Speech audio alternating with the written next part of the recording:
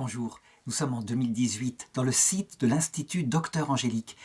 Nous sommes dans une série de vidéos consacrées à l'étude de ce qu'on appelle les pères de l'Église. Ça veut dire les premiers théologiens qui, au début de l'Église, ont dû réfléchir en y mettant toutes les capacités de leur intelligence aux mystères cachés dans l'Évangile et en particulier dans les textes des Évangiles. Pourquoi ? Parce que les apôtres étant morts, eh bien, ils se retrouvaient avec des souvenirs, ce qu'on appelle la tradition apostolique, qui était racontée ici et là, sans compter l'inspiration de l'Esprit Saint.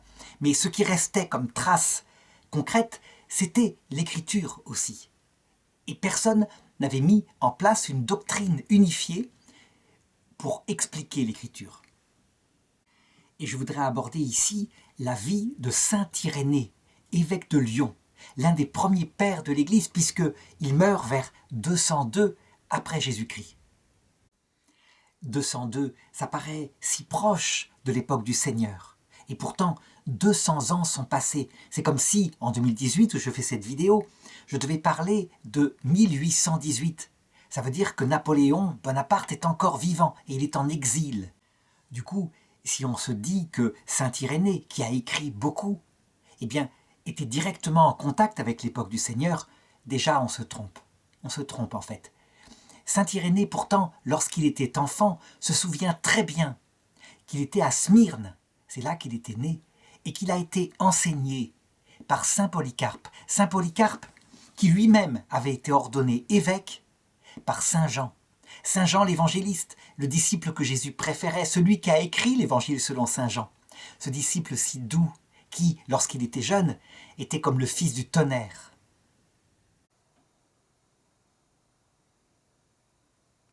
Et saint Irénée, qui écrit de plusieurs livres, on en a deux qui sont encore, je dirais, qu'on a encore retrouvés, il dit ceci par rapport à son enfance. « Je n'étais encore qu'un enfant, mais je me souviens des choses d'alors, mieux que ce qui est arrivé depuis. Je pourrais dire l'endroit exact où le bienheureux Polycarpe s'asseyait pour parler. Je me rappelle sa démarche, sa façon de vivre, sa physionomie. Je pourrais répéter les discours qu'il adressait au peuple, comment il racontait sa familiarité avec saint Jean et avec les autres qui avaient vu le Seigneur, et comment il évoquait leurs paroles. Les détails sur le Seigneur, sur ses miracles, sur sa doctrine, qu'il avait appris de ceux qui avaient vu le Verbe de vie, comment il les rappelait, comme tout cela s'accordait avec les Écritures.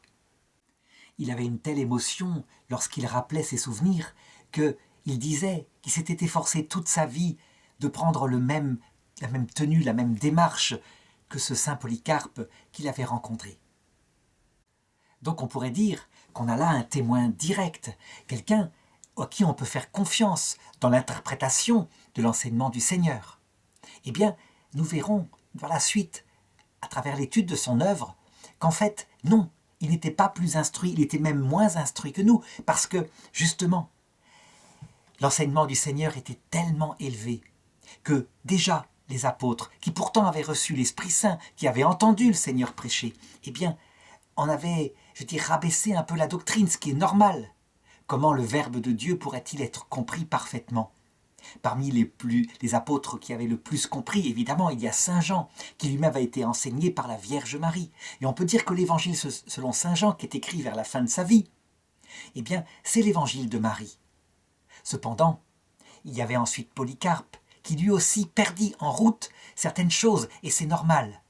Si bien que saint Irénée ne pouvait compter que sur l'écriture et sur les souvenirs qu'il avait, sans compter, évidemment, bien sûr, l'auteur principal de l'écriture, l'Esprit Saint.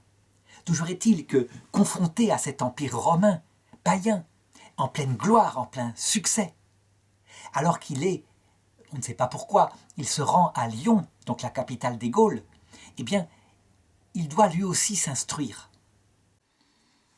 Les récits disent que c'est vers 25 ans qu'il arrive à Lyon, et sa langue originelle, c'est le grec, parce qu'il vient d'Asie mineure, alors qu'à Lyon, en Gaule, eh bien, on parle latin principalement. Et c'est là qu'il rencontre l'église de Lyon avec son premier évêque, celui qui est à la tête, à savoir saint Pothin. Il travaille auprès d'eux. Lorsque la persécution terrible de Marc Aurèle s'abattra sur la ville de Lyon, et que saint Pothin lui-même périra dans la misère, tandis que sainte Blandine servira au spectacle du peuple dans les jeux du cirque, eh bien, le futur saint Irénée échappera à ce martyre et on ne sait pas comment.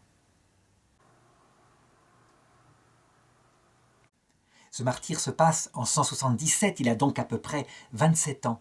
Et c'est lui qui porte au pape à Rome les lettres de l'église de Lyon, qui racontent ce martyre. Certains ont même pensé, en regardant le style de la lettre, qu'il l'avait peut-être écrite.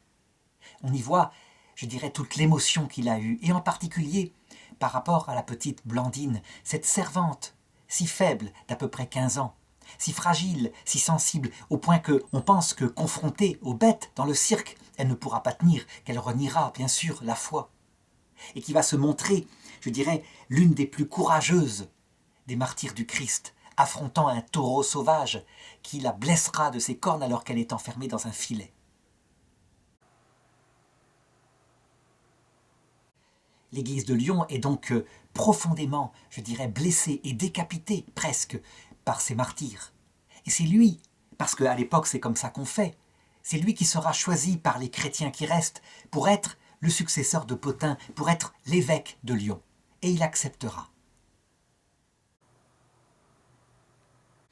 C'est une acceptation courageuse qui, à l'époque déjà, est sans doute un signe de sainteté. Il faut savoir qu'un évêque, à l'époque, c'est quelqu'un qui potentiellement est un mort, parce que l'Empire romain, ponctuellement, eh bien, reprend les persécutions contre cette secte qu'il considère comme perverse, parce que des théories du complot courent, comme quoi ces gens-là mangent le sang des enfants dans leurs réunions secrètes la nuit. C'est toujours comme ça que ça se passe quand on ne connaît pas. On ne peut pas imaginer que c'est l'Eucharistie et que le sang du Christ, ce n'est pas le sang d'enfant, mais que c'est le miracle du vin et du pain transformés dans le corps et le sang de la présence de Dieu sur terre. Toujours est-il que, en se faisant discret et en célébrant l'Eucharistie dans des maisons privées, eh bien, on arrive tout de même à avoir des moments de paix et, je dirais, à grandir. Si bien qu'il consacre son temps et sa vie, non seulement à l'étude, mais aussi à l'instruction du peuple. Parce qu'il faut bien le savoir, le christianisme et ces 4 évangiles que lui-même va définir, va décider comme évêque, et ça sera confirmé par des conciles ensuite, d'être les seuls évangiles authentiques. Donc Marc, Matthieu, Luc et Jean. C'est le premier des pères de l'Église qui fixe ainsi le canon des 4 évangiles. C'est important, parce que, en fait, à cette époque-là, déjà, il court partout dans l'Église des faux évangiles, des gens qui ont écrit, qui ont imité les 4 évangélistes et qui ont écrit des choses qui sont bizarres. L'un des plus grands dangers pour cette Église, qui pourtant, je dirais, n'a pas le temps évidemment de réfléchir tellement à la théologie. La vraie théologie de l'Église, elle démarrera beaucoup plus tard, lorsque l'Empire romain lui-même deviendra chrétien, donc je dirais au IVe siècle. Eh bien, déjà lui, il prend en main et se rend compte qu'il faut absolument travailler la connaissance, que la connaissance c'est essentiel, que c'est, je dirais, ce qui entretient l'amour. Une connaissance vraie du Seigneur entretient un amour vrai, et un amour vrai du Seigneur, eh bien, développe la connaissance. L'une des hérésies les plus fortes qui se répand à l'époque dans l'Église, et il faut le comprendre, c'est ce qu'on appelle la gnose. La gnose, c'est un terme grec qui signifie la connaissance secrète de ceux qui sont intelligents, de ceux qui sont initiés. Et cette gnose, elle est très facile à comprendre. En réalité, les premiers chrétiens qui se sont convertis, qui ont reçu donc du peuple juif l'Ancien Testament, avec les livres écrits en hébreu, les livres de Moïse, le Pentateuque, etc. Et puis le Nouveau Testament. Ce qui les a frappés en premier, comme c'est le cas pour ceux qui démarrent dans l'étude du christianisme, c'est la radicale différence entre le ton, par exemple, de l'époque de Moïse, de Yahvé, le Dieu de l'époque de Moïse, et le Dieu de Jésus-Christ. Jésus-Christ, Dieu fait homme lui-même, venu sur terre. Dans un cas, à l'époque de Moïse, c'est frappant. On a Dieu qui ordonne à Moïse le génocide, véritablement, le génocide du peuple de Canaan, car cette terre, il le leur a promis. D'autre part, il leur promet une récompense terrestre, purement terrestre, à cette conquête, à savoir cette terre et rien d'autre. Jamais, jamais Moïse ne parle d'une vie après la mort qui serait spirituelle, d'une résurrection, jamais. Si bien que tout au long de l'Ancien Testament, écrit en hébreu, par exemple dans le livre de Qoéleth, on le voit, l'espérance qui est donnée au peuple juif, c'est quoi? C'est l'espérance d'obtenir des récompenses terrestres pour un temps, manger, boire, être heureux, vivre en famille, avant de mourir et de retourner au néant, quelque chose qui ressemble en tout cas, le Sheol, un lieu où on ne se souvient de rien, où les morts n'ont plus aucun souvenir, donc quasiment on peut dire qu'on y dort, et donc c'est le néant. Lorsque, je dirais dans ces livres anciens du premier Ancien Testament, on a un mort qui tout de même revient de l'au-delà, c'est à l'occasion d'un fait de sorcellerie. C'est le roi Saül, le prédécesseur du roi David, qui n'ayant plus de réponse de Dieu, évoque par une sorcière le prophète Samuel, et il vient comme un spectre qui monte de la terre, et il lui annonce sa mort pour le lendemain. Donc c'est quelque chose visiblement de très négatif. Des génocides, une loi charnelle avec des histoires de nourriture qui feront qu'on plaira à ce Dieu appelé Yahvé et qu'on sera sauvé. Quand on compare au message de Jésus, on a l'impression de voir l'inverse. Pourtant, c'est bizarre, parce que Jésus, à un moment donné, le dit. Aucun des commandements de la loi de Moïse ne sera annulé, pas un point sur un i. Mais parallèlement, on voit bien, il transfigure cette loi de Moïse. À un moment donné, les histoires de cochons qu'il ne faut pas manger, d'autres animaux, il laisse tomber. Il rendait, il rendait toute nourriture autorisée. Et puis, soi-disant, quand Jésus, accomplit la loi de Moïse, il la remplace. Vous avez entendu qu'il a été dit aux anciens, œil pour œil, dent pour dent. Et moi je vous dis d'aimer même vos ennemis. Faites du bien à ceux qui vous haïssent. Vous avez entendu qu'il a été dit par la loi de vos ancêtres que vous pouviez, par une lettre de répudiation, répudier vos femmes. Et moi je vous dis, ne répudiez pas vos femmes. Celui qui répudie sa femme la met en risque d'adultère. Et si une femme répudiée se remarie, alors elle commet l'adultère. Il y a tout de même une différence. D'un côté, une loi de la chair, qui conduit à une espérance de chair, donc qui se termine avec la chair, et de l'autre côté, une loi de l'esprit, qui conduit à une espérance de l'esprit, une vie éternelle, de l'autre côté de ce monde, avec son esprit. Et donc la gnose, forcément, elle cherche et elle interprète en disant « Il y a donc manifestement deux entités supérieures, source du monde, une entité négative, Yahvé, un être qui a créé la matière et qui la répand avec le mal dans le monde, et qui rend esclaves les âmes des hommes, prisonnières de cette matière à travers le corps. Et puis d'autre part, un Dieu du bien, le Fils, devenu Jésus, qui lui vient sur terre pour enseigner que cette matière vient du mauvais, et qui enseigne la loi de l'esprit, cette loi spirituelle de l'amour, qui dépasse évidemment les instincts égoïstes de la chair. Donc la gnose, elle dit, soyons précis, il faut se débarrasser du Dieu du mal, pour s'unir au Dieu du bien, Jésus-Christ, Dieu du bien fait homme. Et d'ailleurs, la conséquence, c'est que si Jésus meurt sur la croix, c'est pour se débarrasser, pour crucifier cette chair qui vient du diable et redevenir ce qu'il est éternellement, un pur esprit. Et nous-mêmes, nous devons suivre dans, cette spiritualisation de notre être et nous débarrasser de ce corps de mort. Ce qu'on constate, c'est que ce courant gnostique, il a des racines profondément, dans la Bible, dans l'interprétation de la Bible, mais pas seulement. Il a des racines aussi dans la pensée grecque. Par exemple, chez Platon, qui dit à peu près la même chose, qui dit que nous avons été des purs esprits dans l'autre monde, et que, suite à un péché originel, nous avons été condamnés à vivre dans un corps qui est un tombeau. Et du coup, nous prenons pour la réalité des choses charnelles. C'est la fameuse parabole de la caverne de Platon, où on voit des gens toujours enfermés, et qui ne voient que les ombres devant eux, de la réalité qui est derrière, et qui croient que les ombres sont la réalité. Non, la réalité, ce sont les idées, l'esprit, tout ce qui est spirituel. En réalité, cette gnose qui se répand est un poison mortel, et un poison qui, en Orient, d'ailleurs se développe sous d'autres formes. On a par exemple Marcion, un prêtre qui dit que l'Ancien Testament vient du démon et que le Nouveau Testament vient de Dieu. Ça revient à peu près au même. Et on le comprend, c'est le premier instinct qu'on a lorsque on n'a pas l'explication. Eh bien, saint Irénée, lui, ce qu'il va faire, c'est d'abord lutter par ses écrits, par l'intelligence qu'il met dans ses écrits, et non pas par la violence. Il va lutter contre cette hérésie. Et il écrit un premier livre qui s'appelle « La réfutation de la prétendue gnose au nom menteur ». Autrement dit, traduit en français, la réfutation de la prétendue connaissance initiée qui n'est que mensonge, et qu'on connaît davantage sous le nom de contre les hérésies, adversus héréses. Et il s'y montre très précis. On comprend pourquoi l'évêque de Lyon, l'évêque actuel de Lyon, le cardinal Barbarin, a demandé à ce que saint Irénée soit proclamé docteur de l'Église, parce que son écrit, à la base, ici, je dirais, a une influence très importante. S'il ne l'avait pas donné, que se serait-il passé? Il faut savoir que les grands intellectuels viendront plus tard. Voilà ce qu'il dit. Il dit « Vous pensez que c'est un autre Dieu qui a écrit l'Ancien Testament, mais pas du tout.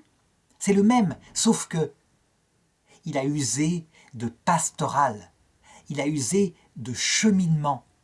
Dans une humanité qui était barbare, qui adorait les bêtes, eh bien peu à peu, étape par étape, il a affiné les choses. Dieu l'a fait patiemment, passant d'une époque, par exemple, où, pour un œil crevé, on tuait un homme, sa femme, ses enfants et ses bêtes, on les volait, à œil pour œil, dent pour dent. Pour un œil crevé, tu crèves un œil et tu ne fais rien de plus. Ça veut dire que tu appliques déjà une certaine justice. Une justice qui, certes, est absurde, parce qu'il y a plein de motifs pour lesquels un œil pourrait être crevé, et un accident n'est pas pareil qu'un acte volontaire. Mais cette maturation-là, elle viendra plus tard, et Dieu, sans cesse, en inspirant des prophètes, fera mûrir dans le peuple juif, ce peuple disposé parmi les autres peuples, un petit peuple choisi pour cela, il fera mûrir la justice. Il le fera avec son peuple, pas tout seul, pas seulement en les inspirant, mais aussi en faisant que ce peuple réfléchisse à travers les bonheurs et les malheurs qui le frappent tout au long de cette histoire sainte. Une histoire, ça veut dire un progrès, qui aboutit évidemment au terme, à la venue de ce Dieu lui-même, qui vient pour révéler ses intentions profondes, parce que les sagesses provisoires d'avant, qui ne donnaient pas le salut, ne lui plaisaient pas, mais elles étaient là pour initier, pour éduquer. Tandis que ce qui plaît à Dieu, c'était de donner au terme le vrai secret de son cœur. Et c'est alors que ce Dieu s'est fait homme.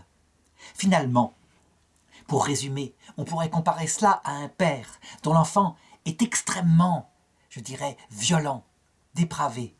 Et ce père, quand il le frappe, quand il le laisse quelquefois vivre jusqu'au bout sa dépravation, ça ne veut pas dire qu'il est un autre père. Et pourtant le fils pourrait le penser, parce que par exemple, il le laisse sans revenu, comme l'enfant prodigue qui à un moment donné est contraint de manger la nourriture que mangent les cochons. Mais le but, c'est qu'il se réforme, qu'il réfléchisse, qu'il revienne sur lui-même, et qu'un jour, le père puisse se révéler et lui expliquer pourquoi il a laissé faire ça, parce qu'il ne pouvait pas faire autrement. Et c'est ainsi que ce même Dieu est le Dieu de Jésus-Christ. Voilà ce que saint Irénée, dans son Adversus Héréses, va développer véritablement et va avoir une réussite puissante par la simple argumentation. Ce qui est frappant, je dirais, dans les écrits de saint Irénée, mais aussi dans sa prédication, c'est que la vérité, qui est tout de même comme un glaive qui discerne bien les choses, elle est toujours avec la douceur. Elle n'insulte pas, elle n'accable pas. Il accable peut-être la pensée, l'hérésie, il l'appelle par son nom, mais il utilise l'argumentation et il n'écrase pas les choses. Pour bien comprendre à quel point son nom de Irénée, qui en grec veut dire quelque chose comme la paix intérieure, à quel point on pourrait lui attribuer ce titre, eh bien il faut que je raconte l'histoire suivante. À cette époque-là, dans la partie latine de l'Empire, on sait que le calendrier a changé, qu'il n'est pas tout à fait le même qu'en Orient. En Orient, d'abord, les pères, les évêques qui sont dans la partie grecque, à côté de Jérusalem, eh bien, ils fêtent la fête de Pâques selon le calendrier juif. Donc, le 14 du mois de Nissan, tous les ans, ils fêtent la fête de Pâques. Tandis que, à Rome, l'évêque de Rome a décidé qu'on suivrait le calendrier solaire, le calendrier romain, donc on fête la fête de Pâques à un autre moment, une semaine après. À cette époque-là, l'évêque de Rome, qui est le successeur de Pierre, donc qui a une autorité qui est reconnue, non pas dogmatiquement, mais reconnue par la majorité des évêques de l'Orient, comme étant tout de même, je dirais, le premier parmi les pères. Eh bien, cet évêque de Rome, il essaye de régler l'affaire. Il dit, par des lettres, que l'unité de l'Église, au minimum, c'est d'avoir la même date pour la fête de Pâques. Et il n'y a rien à faire. Du côté de l'Orient, on ne veut pas céder. Et ça dure, si bien que vers 190, alors que saint Irénée, donc, est âgé d'à peu près 70 ans, donc c'est un évêque bien en place, voilà que l'évêque de Rome, le pape Victor Ier, décide d'excommunier tous les évêques de l'Empire du côté de l'Orient. Ce qui est une catastrophe. Ce qui d'ailleurs, je dirais, est presque prophétique, parce que cette tension entre l'Occident et l'Orient, on sait à quoi elle va aboutir en 1054, à savoir un schisme qui quelquefois a des causes de la même façon, c'est-à-dire qu'on ne se comprend pas pour des motifs à peu près absurdes. Eh bien c'est saint Irénée qui va intervenir auprès du pape pour l'empêcher de faire ça, pour le garder dans des arguments de patience, de douceur, de conviction, mais de ne surtout pas employer le marteau de l'excommunication.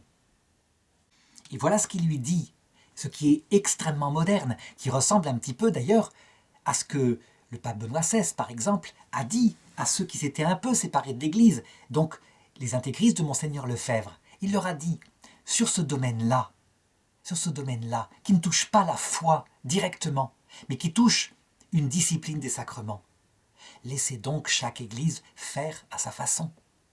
L'unité de l'Église, ce qui joue profondément, c'est qu'elle ait la même foi dans notre Seigneur Jésus-Christ, vrai Dieu fait homme.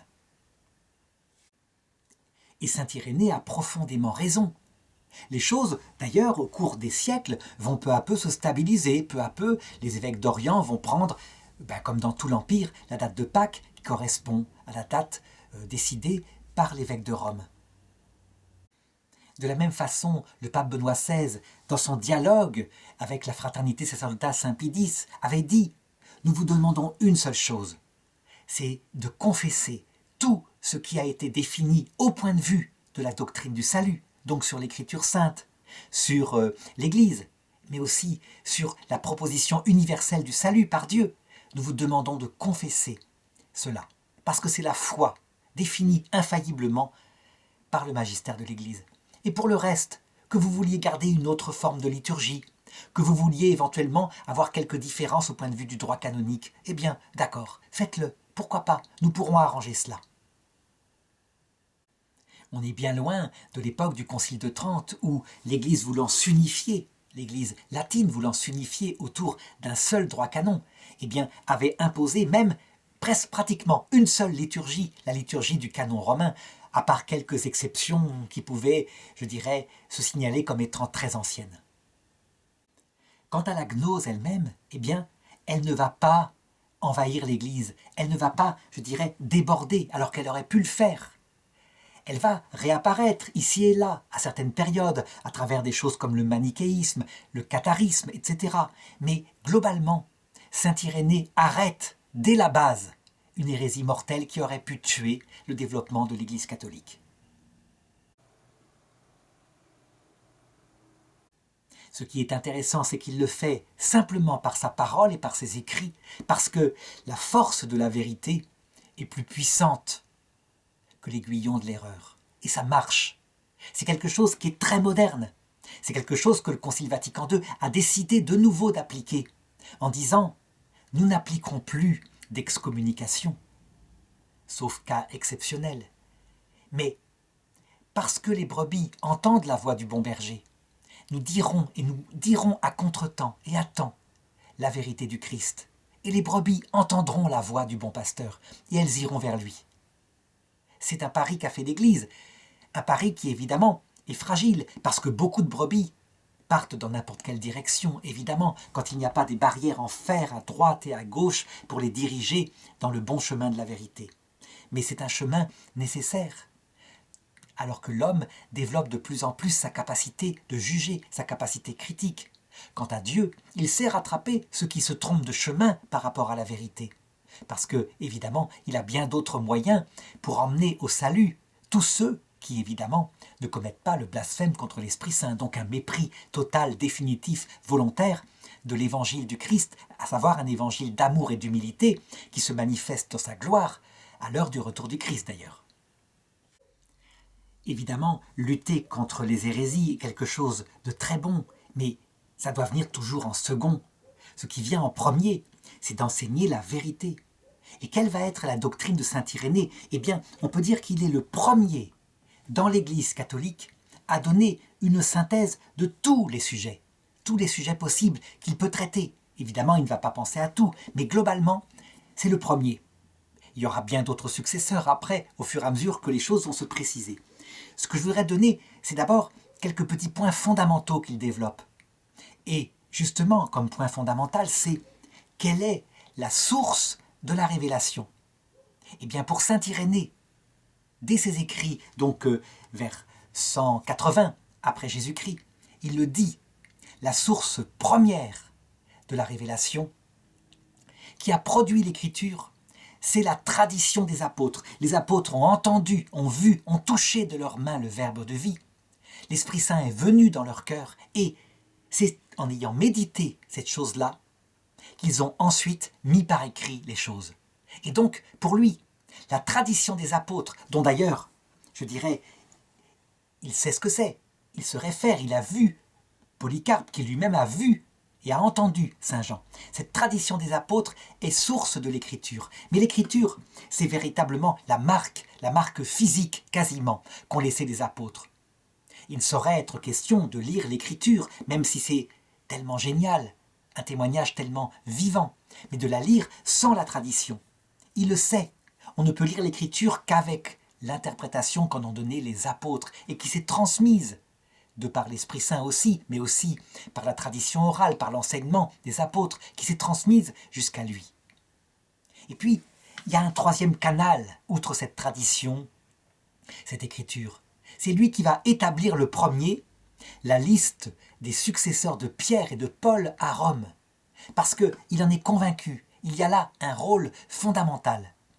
Bien sûr, il faut le reconnaître, tous les pères de l'Église n'y croient pas à ce rôle fondamental du pape, mais ils sont nombreux, et ils seront nombreux jusqu'à l'époque des grands conciles en Orient, à affirmer qu'il y a effectivement un charisme particulier pour confirmer les frères dans la foi. C'est marqué dans l'Écriture. Eh bien, Irénée est le premier à évoquer ce rôle particulier et à établir ce que c'est que la succession apostolique à partir de Pierre, de l'un, Clay, Clément, Sixte, etc. L'une des plus profondes réflexions de saint Irénée aussi porte sur la vérité. Est-ce que la vérité est une doctrine dans le christianisme? Et c'est lui qui va affirmer pour la première fois que ce qui spécifie le christianisme, c'est que la vérité, c'est une personne, c'est la personne du Christ. Certes, il y a une doctrine, c'est vrai, qui l'entoure, mais que cette doctrine n'est que, je dirais, une aide, un support. Le but étant de rejoindre la personne du Christ, Dieu éternel, fait homme. On peut donc dire qu'avec lui est réfutée, dès ce début de l'Église, l'idée que la foi catholique serait une religion du livre. Non, ce n'est pas une religion du livre, c'est une religion d'une personne, Dieu éternel fait homme. Et le livre est un instrument, qui d'ailleurs peut être une lettre morte, comme d'ailleurs il écrit lui-même ce livre à propos de lui-même.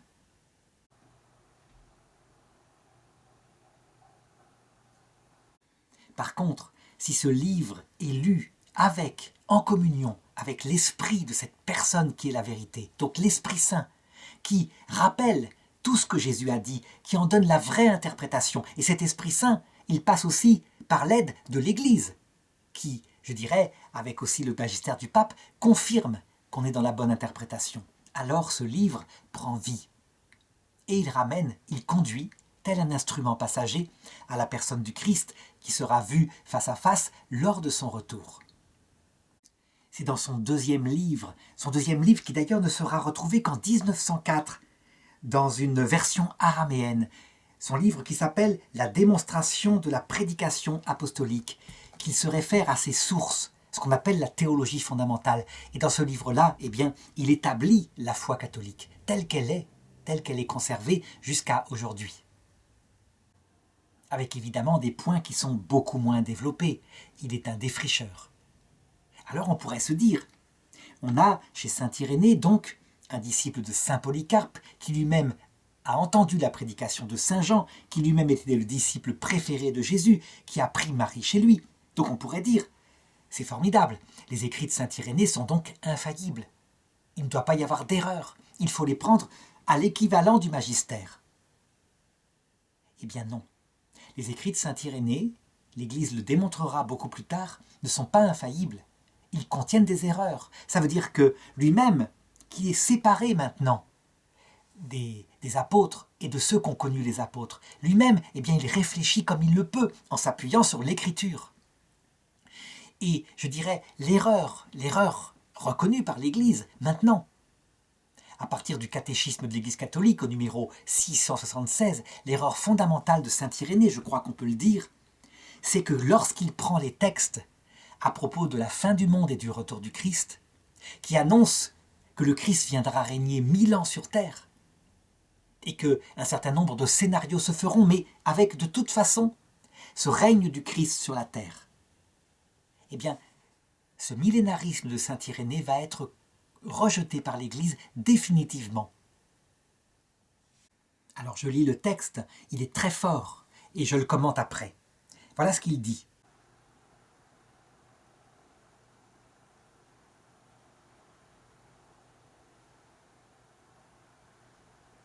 Cette imposture antichristique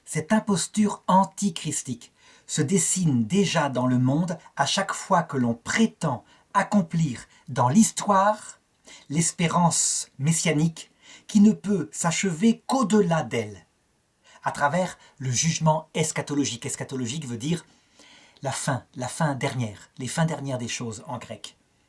Même sous cette forme mitigée, l'Église a rejeté cette falsification du royaume à venir, donc dans le paradis céleste, sous le nom de millénarisme, surtout sous sa forme politique d'un messianisme sécularisé, intrinsèquement pervers, condamnant le faux mysticisme de cette contrefaçon de la rédemption des humbles.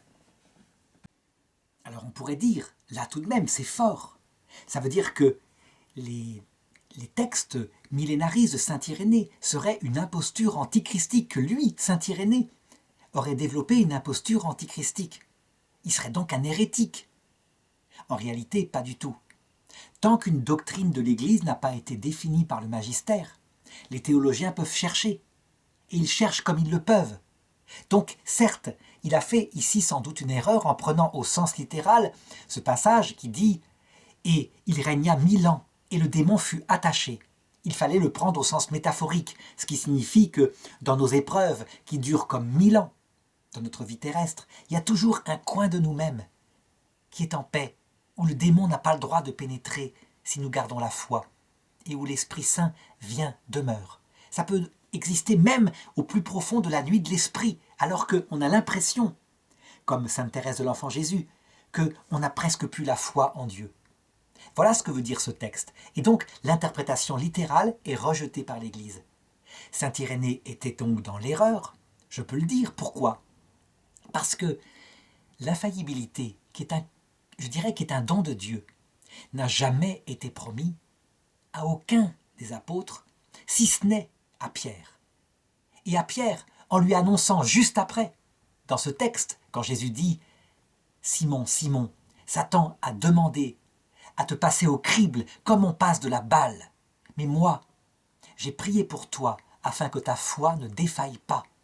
Quand tu seras revenu de ta trahison, confirme tes frères dans la foi. » Et Pierre répond, « Seigneur, je te suivrai jusqu'à la mort. » Et Jésus lui répond, « Cette nuit même, avant que le coq ait chanté, tu m'auras renié 3 fois.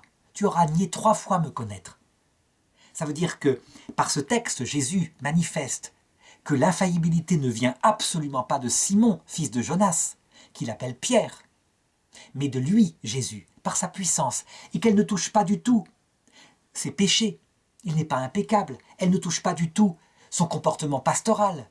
Elle touche uniquement la doctrine de la foi lorsqu'il la définira pour confirmer ses frères. Eh bien, ce charisme-là, il a été promis seulement à Pierre. Et c'est Pierre qui l'a reçu, et ses successeurs, dira l'Église ensuite. Ça veut dire que saint Irénée, qui peut-être a été ordonné prêtre par saint Polycarpe, qui donc peut-être, de la succession apostolique, descend de saint Jean. Eh bien, saint Irénée n'a pas reçu ce charisme d'infaillibilité. Il réfléchit du mieux qu'il peut avec son intelligence.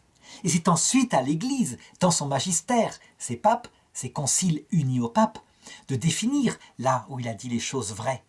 Et on peut dire que toute son œuvre a été ensuite confirmée par le magistère, sauf ce point-là, le chapitre 5 donc de Contre les hérésies. C'est très important cela.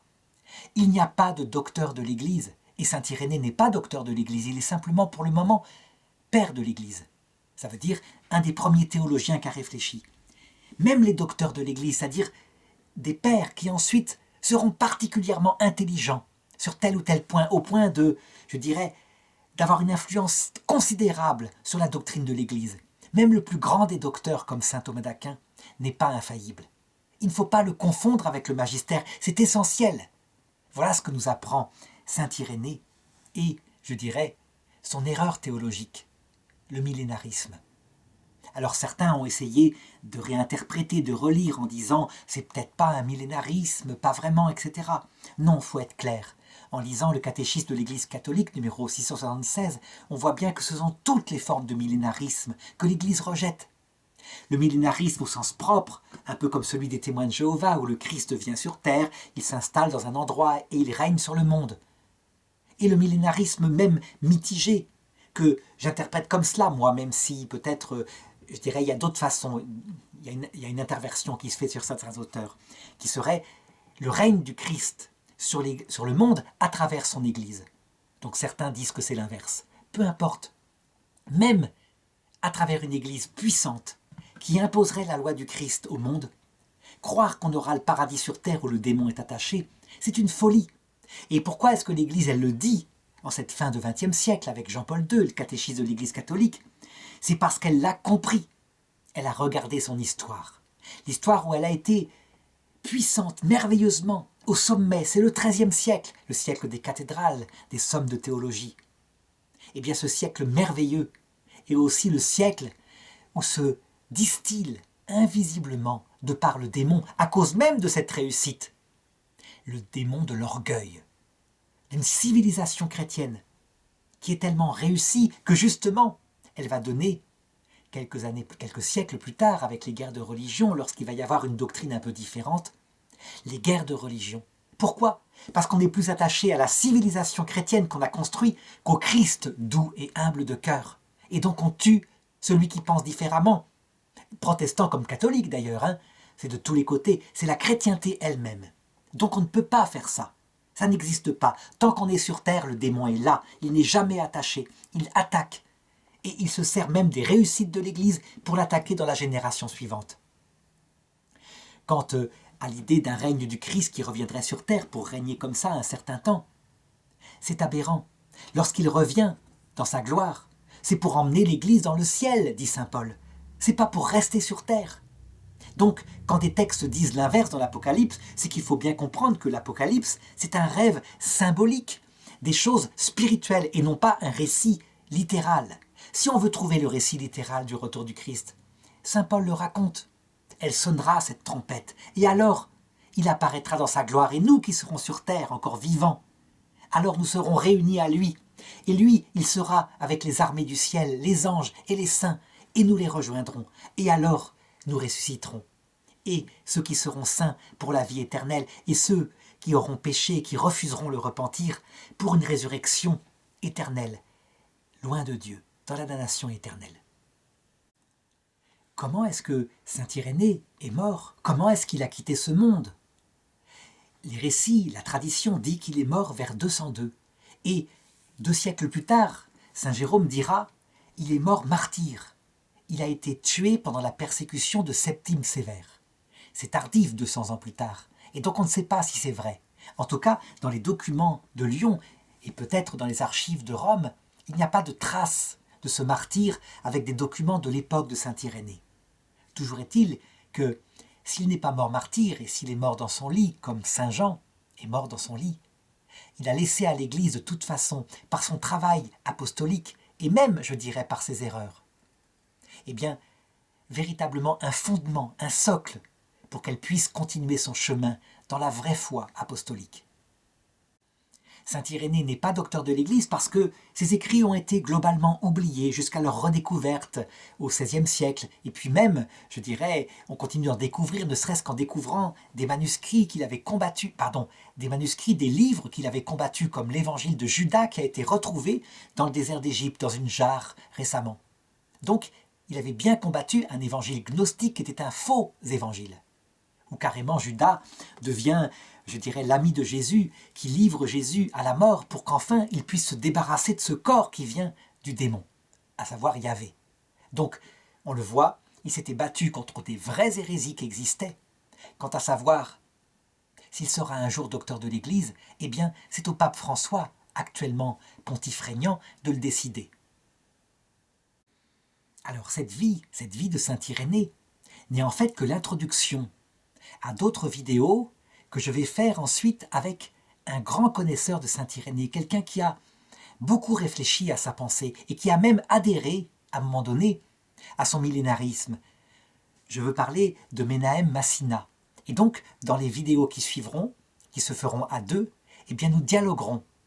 Lui, je dirais, défendra la pensée de saint Irénée, et moi, je m'appuierai évidemment, non pas simplement sur la défense de sa pensée, mais sur ce que le magistère de l'Église a défini concernant, je dirais, divers sujets qu'il a traités.